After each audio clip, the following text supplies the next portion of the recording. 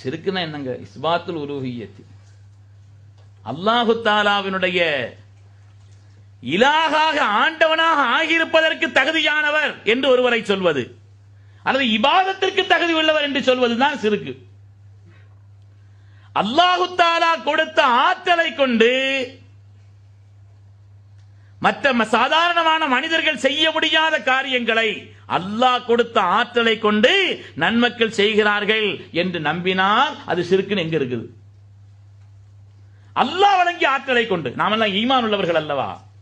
ஏன்னா நமக்கு அடிப்படையான ஒரு நம்பிக்கை, உலகத்தில் எந்த பொருளுக்கும் அசல் வலிமை சக்திங்கிறது ஒண்ணுமே கிடையாது. வலா ஹவ்ல வலா குவத்த இல்லா பில்லாஹ்.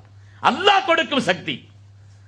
நன்மக்களான அந்த சாலிஹீன்கள் ரெண்டு விஷயத்தை நாம நம்புறோம். ஒன்று, அவர்கள் அல்லாஹ்வுடைய அடியார்கள்.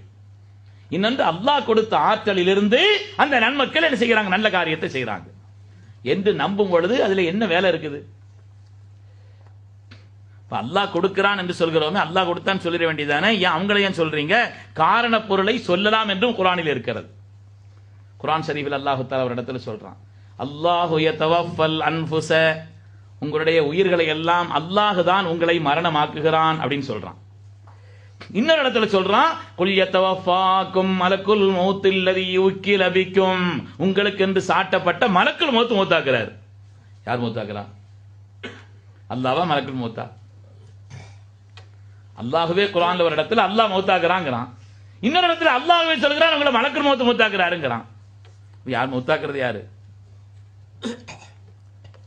காரண பொருளை அசல் சக்திக்குரியவனாக ரப்பு சுப்ஹானஹு வ தஆலா இருக்கிறான். அதற்கு காரணமான பொருளை சுட்டிக்காட்டி சொல்வது என்பது மார்க்கத்தில் தவறல்ல என்பதை பெருமக்கள் இந்த ஆயத்தை வைத்து நமக்கு விளக்கம்